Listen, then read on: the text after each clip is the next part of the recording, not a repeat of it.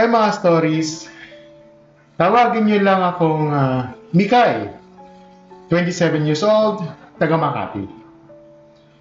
Gusto ko lang ibahagi ang sitwasyon ko ngayon na honestly, nahihirapan akong itago sa sarili ko.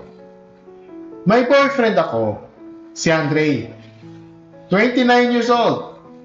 Wapo siya, maputi, makinis, at laging maayos ang itsura.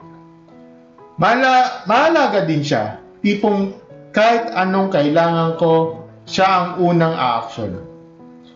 Hindi siya naliligaw lang para masabi. Kasi ramdam ko talaga na mahal niya ako. Lagi niya akong sinasamahan sa lahat ng bagay.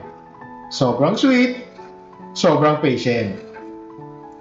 Pero may isang bagay talaga ng paulit-ulit kong pinagdadasal. Kasi, unti-unti ko na siyang nakikitang unattractive dahil dito. Mahina talaga ang utak niya. Hindi sa mamaliit. Pero hanggang elementary lang ang natapos niya. At ramdam na ramdam sa tuwing nag-uusap kami. Halimbawa, kapag nagkukwento siya, hindi talaga maintindihan, tapos mag-i-English pa. Tapos, kapag tinatanong ko pa na mas malinaw, nagagalit siya. Feeling niya, pinapaya ko siya. Pero sa totoo lang, gusto ko lang maintindihan. Hindi rin niya may paliwanag ng tama kasi kulang talaga siya sa vocabulary. Minsan pa nga, mali yung gamit ng mga salita at parang basta na mag-iimbento na lang. Isang beses, tinanong niya ako kung kumusta daw yung flight ko papuntang sa Quezon City. Kahit sinabi ko sa Cebu ako lilipad. Napaaling na lang ako kasi hindi naman talaga tumutugma yung tanong niya sa totoo. Minsan din bigla niyang sinasabi na kailangan daw niyang mag-isip pa kasi minsan hindi siya nag-iisip sa isang araw. Parang akong binuhusan ng malamig na tubig kasi seryoso siya at doon ko lang na-realize kung paano kababaw minsan ang kanyang pagproseso ng mga bagay-bagay. Sa totoo lang, medyo may kayan ang pamilya ko. Nakapagtapos ako ng kolehiyo. May sariling negosyo at sanay ako makipag-usap sa mga taong may mataas na pinag-aralan o may diskarte sa buhay. Hindi ko sinasabi na pera o degree ang sukatan ng tao.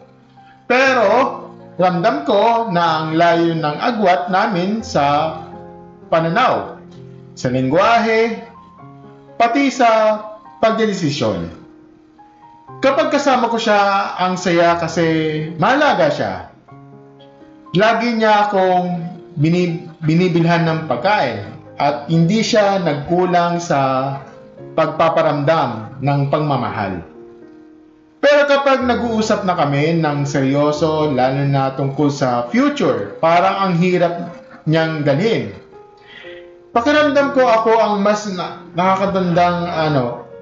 nakatatandang nag-aalaga ng bata.